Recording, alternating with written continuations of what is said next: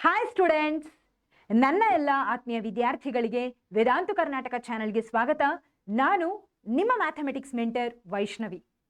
ಮಕ್ಕಳೇ, ನಾವು ಯಾವುದಾದ್ರೂ ಒಂದು ಕೆಲಸದಲ್ಲಿ ಸಕ್ಸಸ್ಫುಲ್ ಆಗಬೇಕು ಅಂತ ಅಂದರೆ ಏನನ್ನ ಮಾಡಿದರೆ ಆ ಒಂದು ಕೆಲಸ ಸಕ್ಸಸ್ಫುಲ್ ಆಗುತ್ತೆ ಅಂತ ತಿಳ್ಕೊಳ್ಳೋದು ಎಷ್ಟು ಇಂಪಾರ್ಟೆಂಟೋ, ಯಾವ ತಪ್ಪುಗಳನ್ನು ಅವಾಯ್ಡ್ ಮಾಡಬೇಕು ಅಂತ ತಿಳ್ಕೊಳ್ಳೋದು ಕೂಡ ಅಷ್ಟೇ ಇಂಪಾರ್ಟೆಂಟ್.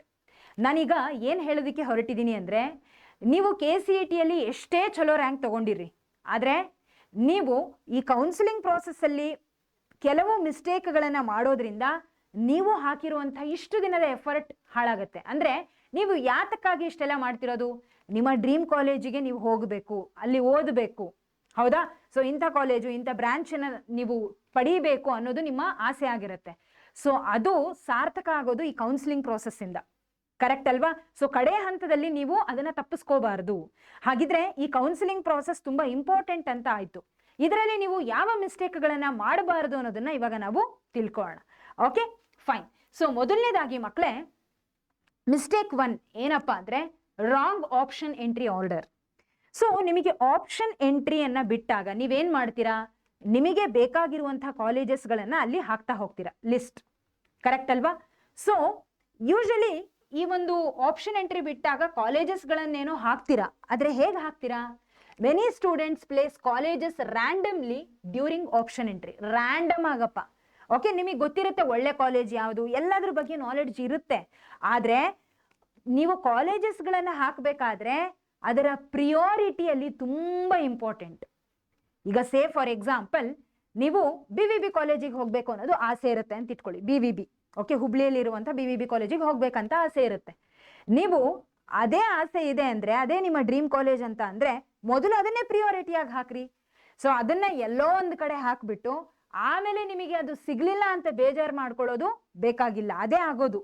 ತುಂಬ ಜನ ಇದೇ ಕೆಲಸ ಮಾಡ್ತಾರೆ, ಪ್ರಿಯಾರಿಟಿ ಕೊಡೋದಿಲ್ಲ, ಆಮೇಲೆ ಯಾವುದು ಸಿಕ್ಕಿರೋ ಕಾಲೇಜಿಗೆ ಹೋಗ್ಲಿಕ್ಕೆ ಇಷ್ಟ ಆಗಲ್ಲ. ಸೊ ಯಾವುದು ಪ್ರಿಯಾರಿಟಿನೋ ಅದನ್ನ ನೀವು ಪ್ರಿಯಾರಿಟಿ ಲಿಸ್ಟಲ್ಲಿ ಮೊದಲು, ಪ್ರಿಯಾರಿಟಿ ಅಂದ್ರೆ ಏನು? ಪ್ರಾಮುಖ್ಯತೆ. ಫಸ್ಟ್ ಸ್ಟಾರ್ಟಿಂಗ್ ಅವೇ ಕಾಲೇಜಸ್ಗಳೇ ಇರಬೇಕು. ಓಕೆ, ಸೊ ಅದಾದ್ಮೇಲೆ the order of the colleges matters more than the number of colleges. ಇಲ್ಲಿ ನೀವು ಎಷ್ಟೇ 100, 150 ಎಷ್ಟು ಕಾಲೇಜ್ ಹಾಕ್ತಿರೋ ಅದು ಮ್ಯಾಟರೇ ಆಗಲ್ಲ. ಆದರೆ ಕಾಲೇಜ್ನ ಒಂದು ಹೈರಾರ್ಕಿ, ಒಂದು ಆರ್ಡರ್ ಏನಿರುತ್ತಲ್ಲ, ಅದು ಬಹಳ ಮ್ಯಾಟರ್ ಆಗುತ್ತೆ. ಯಾವುದಕ್ಕೆ ಪ್ರಿಯಾರಿಟಿ ಕೊಟ್ಟಿರ್ತೀರಾ, ಸ್ಟಾರ್ಟಿಂಗಲ್ಲಿ ಯಾವುದೆಲ್ಲ ಇದೆ ಅದು ತುಂಬ ಇಂಪಾರ್ಟೆಂಟ್. ನಿಮ್ಮ ರ್ಯಾಂಕಿಂಗು, ಕಾಲೇಜ್ನ ಕಟ್ ಆಫ್ ಅದು ಸೆಕೆಂಡ್ರಿ ಮಕ್ಕಳೇ. ಆದರೆ ನಿಮ್ಮ ಕೆಲಸ ಏನು? ನಿಮಗೆ ಬೇಕಾಗಿರುವಂಥ ಪ್ರಿಯಾರಿಟಿ ಕಾಲೇಜ್ನ ಲಿಸ್ಟ್ ಹಾಕೋದು ನಿಮ್ಮ ಕೆಲಸ. ಆ ಕೆಲಸ ನೀವು ಮಾಡಲೇಬೇಕು. ಓಕೆನಾ? ಎಸ್. ಇನ್ನು students should arrange options as dream colleges, safe colleges, backup colleges. First starting ಎಲ್ಲ ಲಿಸ್ಟ್ ಹಾಕ್ತೀರಾ, ನಿಮಗೆ ಇಷ್ಟ ಇರುವಂತಹ ಎಲ್ಲ ಕಾಲೇಜಸ್ನು ಹಾಕ್ರಿ. ಅದಾದ್ಮೇಲೆ ನೆಕ್ಸ್ಟ್ 2ನೇ ಭಾಗದಲ್ಲಿ ಸೇಫ್ ಅಂದ್ರೆ ಅವುಗಳನ್ನ ಬಿಟ್ಟು ಒಂದು ವೇಳೆ ಬೇರೆ ಕಾಲೇಜಿಗೆ ಹೋಗ್ಬೇಕಾಗುವಂತಹ ಪರಿಸ್ಥಿತಿ ಬಂದ್ರೆ ಈ ಕಾಲೇಜಸ್ಗಳು ಓಕೆ ಅಂತ ಅನ್ಸೋದಿದ್ರೆ ಆ ಕಾಲೇಜಸ್ಸು ನಿಮ್ಮ ಸೇಫ್ ಕಾಲೇಜ್ ಆಗುತ್ತೆ. ಸೊ ಅವಿಷ್ಟು ಅಲ್ಲ, ನಿಮ್ಮ ಡ್ರೀಮು ಅಲ್ಲ, ನಿಮ್ಮ ಸೇಫೆಸ್ಟ್ ಕಾಲೇಜಸ್ಸು ಅಲ್ಲ, ನಿಮ್ಮ ಪ್ರಿಯಾರಿಟಿಯಲ್ಲೇ ಇಲ್ಲ ಅಂತ ಅಂದ್ರೆ ಬ್ಯಾಕಪ್ ಕಾಲೇಜಸ್ಗಳು, ನಿಮಗೆ ಬ್ಯಾಕಪ್ ಅಂತ ನೀವು ಒಂದಿಷ್ಟು ಕಾಲೇಜಸ್ಗಳನ್ನ ಇಟ್ಕೊಳ್ಳಿ. ಓಕೆ, ಯಾವುದೂ ಇಲ್ಲ ಅಂದ್ರೆ ಓಕೆ ಪರವಾಗಿಲ್ಲ ಇದಕ್ಕಾದ್ರೂ ಹೋಗ್ತೀನಿ ಅಂತ ಅನ್ಸುವಂಥ ಕಾಲೇಜಸ್ ಇರ್ತಾವಲ್ಲ, ಅವು backup colleges. Okay, fine. So KEA always tries to allot the best possible seat according to rank and option order. Okay, ನಿಮ್ಮ ರ್ಯಾಂಕಿಗೆ ತಕ್ಕ ಹಾಗೆ ನಿಮ್ಮ ಆಪ್ಷನ್ ಎಂಟ್ರಿ ಅಂದರೆ ಈ ಒಂದು ಕಾಲೇಜಸ್ಗಳ ಲಿಸ್ಟ್ ಕರೆಕ್ಟ್ ಆಗಿತ್ತು ಅಂದರೆ ಡೆಫಿನೆಟ್ಲಿ ಅಲ್ಲಿ ಮ್ಯಾಚ್ ಆಗುತ್ತೆ.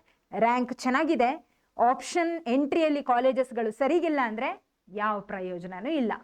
No matter whether you are under 500 ನಿಮ್ಮ ರ್ಯಾಂಕ್ ಇದ್ರೂ ಪ್ರಯೋಜನ ಇಲ್ಲ. ಅರ್ಥ ಆಗ್ತಿದೆನಾ? ಹಾಗಿದ್ರೆ ನೀವು ಅರ್ಥ ಮಾಡ್ಕೊಳ್ಳಿ how much important is this ಅಂತ. ಓಕೆ, ಇನ್ನು 2ನೇದೇನಪ್ಪ, ನಾಟ್ ರಿಸರ್ಚಿಂಗ್ ಕಾಲೇಜಸ್ ಪ್ರಾಪರ್ಲಿ. ಅಂದರೆ ಯಾವ ರೀತಿ?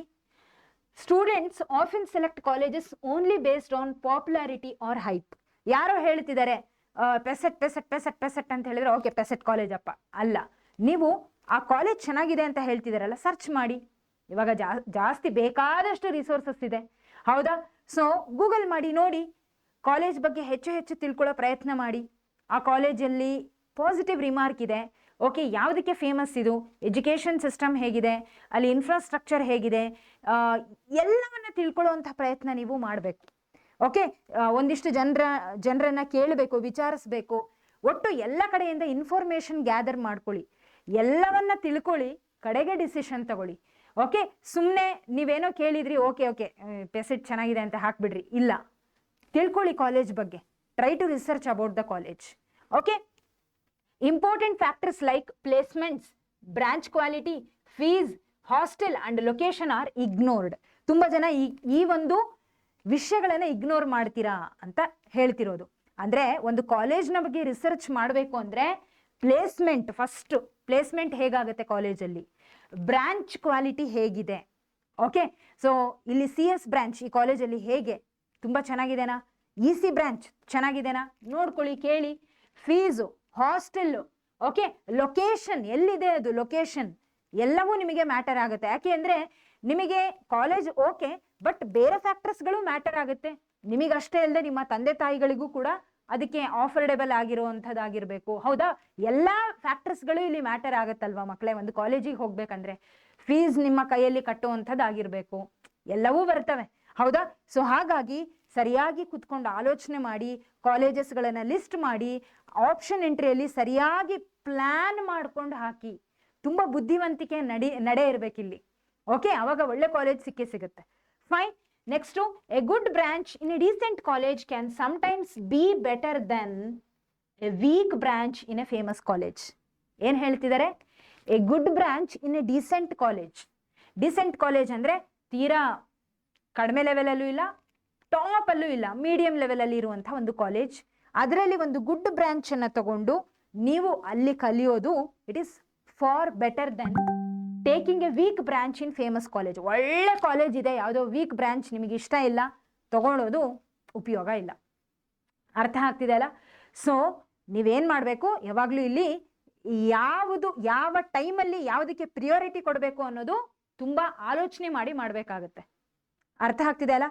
ಸೊ ನಿಮಗೆ RV ಕಾಲೇಜ್ ಸಿಕ್ಕಿದೆ, ಅಲ್ಲಿ ಇಷ್ಟ ಇಲ್ದಿರೋ ಬ್ರಾಂಚ್ ಸಿಕ್ಕಿದೆ, ಒಟ್ಟೆ ಇಷ್ಟ ಇಲ್ಲ ಹೋಗ್ಲಿಕ್ಕೆ, ಆದರೆ RV ಕಾಲೇಜ್ ಬೇಕಪ್ಪ ಅಂತ ಹೇಳಿ ಹೋಗಬೇಡ್ರಿ. ಅದ್ರ ಬದಲಾಗಿ ಬೇರೆ ಆಪ್ಷನ್ಸ್ಗಳು ನಡೆಯುತ್ತಾ ನೋಡಿ. Okay, this is what you need to understand here. Basic fundamental ಇದು. Okay, fine. ಸೊ ಇನ್ನು next mistake 3, missing important deadlines. ತುಂಬ ಜನ ಈ ಕೆಲಸ ಮಾಡ್ತೀರಾ, ಡೆಡ್ಲೈನನ್ನು ಮಿಸ್ ಮಾಡೋದು.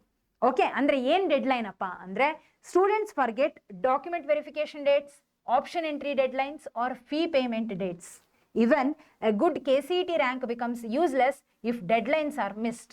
Okay, students should regularly check KA notifications and updates. Of course, ಮಕ್ಕಳೇ, KA ವೆಬ್ಸೈಟಲ್ಲಿ ಏನೆಲ್ಲ ಅಪ್ಡೇಟ್ಸ್ಗಳು ಬರ್ತಾವೋ ಅದ್ರ ಬಗ್ಗೆ ನಾವು ಹೇಳ್ತಾ ಬರ್ತಿದ್ದೀವಿ. ಹಾಗೆ ನೀವು ಕೂಡ KA ವೆಬ್ಸೈಟಲ್ಲಿ ಪ್ರತಿನಿತ್ಯ ಅಥವಾ 1 ಅಥವಾ 2 ದಿವಸಕ್ಕೊಂದ್ಸಲನಾದ್ರೂ ನೀವು KA ವೆಬ್ಸೈಟಲ್ಲಿ ಏನೆಲ್ಲ ನೋಟಿಫಿಕೇಶನ್ ಬರ್ತಿದೆ ಅನ್ನೋದನ್ನು ಚೆಕ್ ಮಾಡೋ ಅಭ್ಯಾಸ ಇಟ್ಕೊಳ್ಳಿ. ಎಲ್ಲಿವರೆಗೂ ಕಾಲೇಜಿಗೆ ಅಡ್ಮಿಷನ್ ಆಗೋದಿಲ್ವೋ ಅಲ್ಲಿವರೆಗೂ ನಿಮ್ಮ ಒಂದು ರೆಸ್ಪಾನ್ಸಿಬಿಲಿಟಿ, ಜವಾಬ್ದಾರಿ ಅದು. ಓಕೆ, ಸೊ ಇಲ್ಲಿ ಏನು ಹೇಳೋದಕ್ಕೆ ಹೊರಟಿದ್ದಾರೆ ಅಂದರೆ ಯು ಶುಡ್ ಅಂಡರ್ಸ್ಟ್ಯಾಂಡ್. ನಿಮಗೆ ಅವಾಗಲೇ ಹೇಳಿದೆ ಪಾಯಿಂಟ್ ನಾನು, ನಿಮಗೆ ಎಷ್ಟೇ ಒಳ್ಳೆ ರ್ಯಾಂಕ್ ಬಂದಿರಲಿ ಅದು ಯೂಸ್ಲೆಸ್ ಆಗುತ್ತೆ ಯಾವಾಗ ನೀವು ಡೆಡ್ಲೈನ್ಸ್ಗಳನ್ನು ಮರೆತಾಗ. ಕೌನ್ಸಿಲಿಂಗ್ ಪ್ರಾಸೆಸ್ಸನ್ನೇ ನೀವು ನೆಗ್ಲೆಕ್ಟ್ ಮಾಡಿದಾಗ ಎಲ್ಲವೂ ವ್ಯರ್ಥ ಮಕ್ಕಳೇ.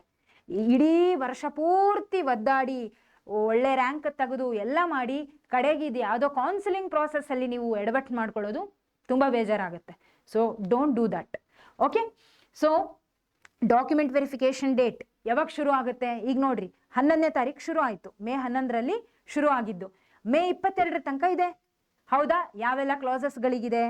ಹೌದಾ, ಎಲ್ಲ ಕ್ಲಾಸಸ್ಗಳಿದೆ ಎಕ್ಸೆಪ್ಟ್ Y ಕ್ಲಾಸ್ ಅಲ್ವಾ? ಸೊ ಈ ರೀತಿ ನಿಮಗೆಲ್ಲ ವಿಷಯಗಳು ಗೊತ್ತಿರಬೇಕು. ಯಾವಾಗ ಏನೇನು ಈ ಒಂದು ಪ್ರಾಸೆಸ್ ಶುರು ಆಗುತ್ತೆ, ಯಾವಾಗ ಎಂಡ್ ಆಗುತ್ತೆ ಎಲ್ಲ ಗೊತ್ತಿರಬೇಕು ನಿಮಗೆ. ಡೆಡ್ಲೈನ್ಸ್ಗಳು ಗೊತ್ತಿರಬೇಕು. ಆಪ್ಷನ್ ಎಂಟ್ರಿ ಯಾವಾಗ ಶುರು ಆಗುತ್ತೆ, ಯಾವಾಗ ಮುಗಿಯುತ್ತೆ ಡೆಡ್ಲೈನ್ ಗೊತ್ತಿರಬೇಕು. ಓಕೆ, ಫೀ ಪೇಮೆಂಟ್ ಡೇಟ್ಸ್ ಯಾವಾಗ ಫೀಸನ್ನು ಕಟ್ಟಲಿಕ್ಕೆ ಎಷ್ಟು ದಿನ ಕಾಲಾವಕಾಶ ಇದೆ ಎಲ್ಲ ಗೊತ್ತಿರಬೇಕು. ಓಕೆನಾ? ಎಸ್. ಇನ್ನು ನೆಕ್ಸ್ಟು 4th ಮಿಸ್ಟೇಕ್ ಏನಪ್ಪ ಅಂದರೆ ಡಿಪೆಂಡಿಂಗ್ ಕಂಪ್ಲೀಟ್ಲಿ ಆನ್ ಅದರ್ಸ್. ಕೆಲವೊಂದ್ಸಲ ಏನಾಗುತ್ತೆ ಅಂದರೆ ನೀವೇನು ಮಾಡ್ತೀರಾ ಅಂದರೆ ಓದ್ತೀರಾ, ಬರೀತೀರಾ, ರ್ಯಾಂಕ್ ತಗೊಳ್ತೀರಾ, ಓಕೆ, ಆದರೆ ರಿಸರ್ಚ್ ಮಾಡಲ್ಲ, ನಿಮಗೆ ಎಫರ್ಟ್ ಹಾಕೋ ಇಂಟ್ರೆಸ್ಟೇ ಇರಲ್ಲ ಒಟ್ಟು. ಹೋಗ್ಲಿ ಬಿಡು, ಅಪ್ಪ ಅಮ್ಮನೋ ಅಣ್ಣನೋ ತಮ್ಮನೋ ಅಥವಾ ಯಾರಾದರೂ ನಮ್ಮ ರಿಲೇಟಿವ್ಸು ನನಗೆ ಹೆಲ್ಪ್ ಮಾಡ್ತಾರೆ, ಅವ್ರ ನಾಲೆಡ್ಜ್ ಬೇಕಾದಷ್ಟಿದೆ, ಅವ್ರು ನನಗೆಲ್ಲ ಹೇಳ್ತಾರೆ, ಗೈಡ್ ಮಾಡ್ತಾರೆ, ಹಾಗೆ ಹೋಗ್ತೀನಿ. ಹಿಂಗೆ ಮಾಡಬೇಡಿ. ನೀವು ಕೂಡ ತಿಳ್ಕೊಳ್ಳಿ, ನಿಮಗೂ ಗೊತ್ತಿರಬೇಕೆಲ್ಲ. ಅವ್ರ ಹತ್ರ ನಾಲೆಡ್ಜ್ ಇದೆಯಲ್ಲ, ತಿಳ್ಕೊಳ್ಳಿ, ತಿಳ್ಕೊಳ್ಳಿ ಹಿಂಗೆ ಈ ರೀತಿ ಅಂತ. ಯಾವಾಗ ತಿಳ್ಕೋಬೇಕು? ನಿಮ್ಮ ಕೌನ್ಸಿಲಿಂಗ್ ಪ್ರೋಸೆಸ್ ಮುಗಿಯೋದ್ರೊಳಗೆ ಎಲ್ಲ ತಿಳ್ಕೋಬೇಕು. Okay, yes. Many students blindly follow friends, relatives or random YouTubers. Every student has different goals, interests and financial situations. Counseling decisions should match personal career goals. So ಇಲ್ಲಿ ಅರ್ಥ ಮಾಡ್ಕೋಬೇಕಾಗಿರೋದು ಏನಪ್ಪ ಅಂದರೆ, ಮಕ್ಕಳೇ, ನಿಮಗೆ ನಿಮ್ಮದೇ ಆಗಿರುವಂಥ ಒಂದು ಗೋಲ್, ಒಂದು ಡ್ರೀಮ್ ಇರುತ್ತೆ, ಹೌದಾ? ನನಗೆ ಫಾರ್ ಎಕ್ಸಾಂಪಲ್ ನಾನು ನಿಮಗೆ ಸಾಕಷ್ಟು ವಿಷಯಗಳನ್ನು ಹೇಳ್ತಿದ್ದೀನಿ ಯಾವುದ್ರ ಬಗ್ಗೆ, ಕೌನ್ಸಿಲಿಂಗ್ ಪ್ರೋಸೆಸ್ ಬಗ್ಗೆ. ಆ್ಯಂಡ್ ನನಗೆ ಪರ್ಸ್ನಲಿ EC ಬ್ರ್ಯಾಂಚ್ ಅಂದರೆ ತುಂಬ ಇಷ್ಟ. ನಾನು EC ಸ್ಟೂಡೆಂಟ್ ಆಗಿದ್ದೆ ಅಂತ ಇಟ್ಕೊಳ್ಳಿ. ಓಕೆ, ನಾನು EC ಬ್ರ್ಯಾಂಚ್ ಬಗ್ಗೆ ಬಹಳಷ್ಟು ಹೇಳ್ತೀನಿ. ಸೊ EC ಬಗ್ಗೆ ಹೈಪ್ ಮಾಡ್ತೀನಿ. ಇದರ ಅರ್ಥ ನಿಮಗೆ CS ಬ್ರ್ಯಾಂಚ್ ಇಷ್ಟ ಇದ್ರೂ ನೀವು ECನೇ ತಗೋಬೇಕು ಅಂತಲ್ಲ, ಅವ್ರು ಹೇಳ್ತಾರೆ. ಆದರೆ ಬೇರೆ ಎಲ್ಲ ಇನ್ಫಾರ್ಮೇಷನನ್ನು ಕೂಡ ನೀವು ಉಪಯೋಗ ಮಾಡ್ಕೊಳ್ಳಿ. ಆದರೆ ಅದು ನಿಮ್ಮ ಒಂದು ಪರ್ಸ್ನಲ್ ಕೆರಿಯರ್ ಗೋಲನ್ನು ಬಿಟ್ಕೊಡೋ ರೀತಿ ಇರಬಾರ್ದು. ಓಕೆ, ನಾಲೆಡ್ಜ್ ಪರ್ಪಸ್ಗೆ ತಿಳ್ಕೊಳ್ಳಿ, ಆದರೆ ನೀವು ನಿಮಗೆ ಏನು ಬೇಕಾಗಿದೆನೋ ಅದನ್ನು ಪಡಿಬಹುದು. ನಿಮಗೆ ಎಲ್ಲ ಅಪರ್ಚುನಿಟೀಸ್ ಇದೆ. ಈ ಅಪರ್ಚುನಿಟಿಯನ್ನು ಬ್ಲೈಂಡ್ ಆಗಿ ಬರೀ ಬೇರೆಯವರನ್ನ ಮುಂದೆ ಬಿಟ್ಟು ಅವ್ರು ಮಾಡ್ತಾರೆ ಇವ್ರು ಮಾಡ್ತಾರೆ ಅಂತ ಹೇಳಿ ಬೇಡ. ನೀವೇ ಮುಂದುವರಿಬೇಕು, ತಿಳ್ಕೋಬೇಕು, ಫಾಲೋ ಮಾಡಬೇಕೆಲ್ಲವನ್ನ. ಸರಿನಾ? ಓಕೆ, ಸೊ ಈಗ ಲಾಸ್ಟ್ ಮಿಸ್ಟೇಕ್ ಏನಪ್ಪ ಅಂದರೆ, not keeping backup options. Some students fill only top colleges and ignore safer options. Okay, so ಮಕ್ಕಳೇ, ಯಾವಾಗ ಆಪ್ಷನ್ ಎಂಟ್ರಿ ಆಗುತ್ತೋ ಅವಾಗ ಮಾಕ್ ರೌಂಡ್ ಬಿಡ್ತಾರಲ್ಲ, ಮಾಕ್ ರೌಂಡ್ ಮೊದಲನೇದು ಮಾಕ್ ರೌಂಡ್, ಆಮೇಲೆ ರೌಂಡ್ 1, ಕರೆಕ್ಟ್ ಅಲ್ವಾ? ಲಾಸ್ಟ್ಗೆ round 2, right? So option entry ಆಗುತ್ತೆ, ನೀವೆಲ್ಲ ಕಾಲೇಜಸ್ಗಳಲ್ಲಿ ಲಿಸ್ಟ್ ಹಾಕ್ತೀರಾ. ನಿಮಗೆ ಮಾಕ್ ರೌಂಡ್ ಇಂದು ರಿಸಲ್ಟ್ ಬಿಡ್ತಾರೆ. ಇದು ಎದಕ್ಕೆ ಗೊತ್ತಾ? ಮಾಕ್ ರೌಂಡು ನಿಮಗೆ ಹೇಳ್ಕೊಡುತ್ತೆ, ಅರ್ಥ ಮಾಡಿಸುತ್ತೆ. ನೋಡಪ್ಪ, ಈ ಕಾಲೇಜಸ್ಗಳು ನಿಮಗೆ ಸಿಗೋ ಅಗತ್ಯ ಅಂದರೆ ಒಂದು ಅಪರ್ಚುನಿಟಿ, ಒಂದು ಸಾಧ್ಯತೆ ಇದೆ ಅಂತ ಮಾಕ್ ರೌಂಡ್ ನಿಮಗೆ ತಿಳಿಸುತ್ತೆ. ಅಂದರೆ ನಿಮಗೆ ಇಲ್ಲಿ ಅವಕಾಶ ಇರುತ್ತೆ. ಈ ಕಾಲೇಜ್ ಸಿಗೋ ಸಾಧ್ಯತೆ ಇದೆ ಅಂದರೆ ನೀವು ಎಚ್ಚರ ವಹಿಸಿ ಏನು ಮಾಡ್ತೀರಾ, ಎಚ್ಚರಿಕೆ ತಗೊಂಡು ಕಾಲೇಜಸ್ಗಳ ಒಂದು ಆರ್ಡರನ್ನು ಚೇಂಜ್ ಮಾಡ್ಕೋಬಹುದು, ರಿಅರೇಂಜ್ಮೆಂಟ್ ಆಫ್ ದ ಕಾಲೇಜಸ್ ಮಾಡಬಹುದು. ಅರ್ಥ ಆಗ್ತಿದೆ ಅಲ್ಲ? ಇನ್ನು ಮಾಕ್ ರೌಂಡ್ ರಿಸಲ್ಟ್ ಬಂದ ತಕ್ಷಣ ನೀವು ಎಚ್ಚರಿಕೆ ತಗೊಳ್ಳಿಲ್ಲ ಅಂದರೆ ದೊಡ್ಡ ಲಾಸ್. ಯಾಕೆಂದರೆ ಬಹಳಷ್ಟು ಜನ ಸ್ಟೂಡೆಂಟ್ಸ್ಗಳು ರೌಂಡ್ 1 ಅಲಾಟ್ ಆಗ್ತಾರೆ. ರೌಂಡ್ 2 ತನಕ ನೀವು ಹೋಗ್ತೀರಾ ಅಂದರೆ ಉಳಿದಿರೋ ಕಾಲೇಜಸ್ಗಳಲ್ಲಿ ಯಾವುದು ಇರುತ್ತೋ ಅದನ್ನು ನೀವು ತಗೋಬೇಕು. ಸೊ ಮಾಕ್ ರೌಂಡ್ ಬಿಟ್ಟಾಗ ಏನಾದರೂ ಕಾಲೇಜಸ್ಗಳನ್ನು ಆ್ಯಡ್ ಮಾಡಬೇಕು ಅಥವಾ ರಿಮೂವ್ ಮಾಡಬೇಕು ಅಥವಾ ರಿಅರೇಂಜ್ಮೆಂಟ್ ಮಾಡಬೇಕು ಅಂತ ಇದ್ದರೆ ಅದೆಲ್ಲ ಮಾಕ್ ರೌಂಡ್ ಆದ ತಕ್ಷಣನೇ ಮಾಡಬೇಕು. ಓಕೆನಾ? ಅರ್ಥ ಆಗ್ತಿದೆ ಅಲ್ಲ? ಸೊ ಮಾಕ್ ರೌಂಡನ್ನು ಯಾವುದೇ ಕಾರಣಕ್ಕೂ ನೆಗ್ಲೆಕ್ಟ್ ಮಾಡಬೇಡಿ. Are you getting? So lot of opportunities ನಿಮಗೆ ಸಿಗೋದು ರೌಂಡ್ 1 ಓಕೆ, ಯಾಕಪ್ಪ ಅಂತ ಅಂದರೆ ಇಲ್ಲಿ ಈ 5th ಮಿಸ್ಟೇಕ್ ಏನು ಹೇಳ್ತಿದೆ ಗೊತ್ತಾ ನಿಮಗೆ? ಎಕ್ಸಾಂಪಲ್, ನಿಮಗೆ 11,000 ರ್ಯಾಂಕಿಂಗ್ ಬಂದಿದೆ ಅಂತ ಇಟ್ಕೊಳ್ಳಿ. ಎಕ್ಸಾಂಪಲ್ ಬಂದಿದೆ, ನಿಮಗೆ ಇಂಥ ಒಂದು ಕಾಲೇಜ್ ಏನಿರುತ್ತೆ, ಒಂದು ಫಾರ್ ಎಕ್ಸಾಂಪಲ್ XYZ ಕಾಲೇಜ್ ಇದೆ. ಅದಕ್ಕೆ ಆ ಕಾಲೇಜಲ್ಲಿ CSC ಬ್ರಾಂಚ್ಗೆ ನೀವು ಹೋಗ್ಬೇಕಂತ ಆಸೆ ಪಟ್ಟಿರ್ತೀರ. ಲಾಸ್ಟ್ ಟೈಮ್ ಅದರ ಕಟ್ ಆಫ್ ಎಷ್ಟಿತ್ತಪ್ಪ ಕಾಲೇಜಿಗೆ ಕಟ್ ಆಫ್ CSC ಬ್ರಾಂಚಿಗೆ ಅಂದರೆ 13,000 ಇತ್ತು ಅಂತ ಇಟ್ಕೊಳ್ಳಿ. ನಿಮಗೆ ಓವರ್ ಕಾನ್ಫಿಡೆನ್ಸ್ ಇರುತ್ತೆ, ನನಗೆ 11,000 ಬಂದಿದೆ ಅಲ್ಲ, ಆಟೋಮೆಟಿಕ್ ಆಗಿ ನಾನು ಹೆದರೋ ಅಗತ್ಯನೇ ಇಲ್ಲ, ಖಂಡಿತ ನನಗೆ ಈ ಕಾಲೇಜ್ ಸಿಕ್ಕೇ ಸಿಗುತ್ತೆ ಅಂತ ಹೇಳಿ ಕೆಲವು ಆಪ್ಷನ್ಗಳನ್ನು ಮಾತ್ರ ಹಾಕಿರ್ತೀರಾ, ಡ್ರೀಮ್ ಕಾಲೇಜಸ್ಗಳನ್ನು ಮಾತ್ರ ಹಾಕಿರ್ತೀರಾ. ನೆಕ್ಸ್ಟು ಸೇಫರ್ ಆಪ್ಷನ್ಗಳನ್ನು ಹಾಕೋದೇ ಇಲ್ಲ ಅಂತ ಇಟ್ಕೊಳ್ಳಿ. ಏನಾಗುತ್ತೆ, ಈ ವರ್ಷ ತುಂಬ ಜನ ಸ್ಟೂಡೆಂಟ್ಸ್ಗಳು CSC ಚೂಸ್ ಮಾಡಿರ್ತಾರೆ, ಕಾಂಪಿಟೇಷನ್ ತುಂಬ ಜಾಸ್ತಿ ಇರುತ್ತೆ.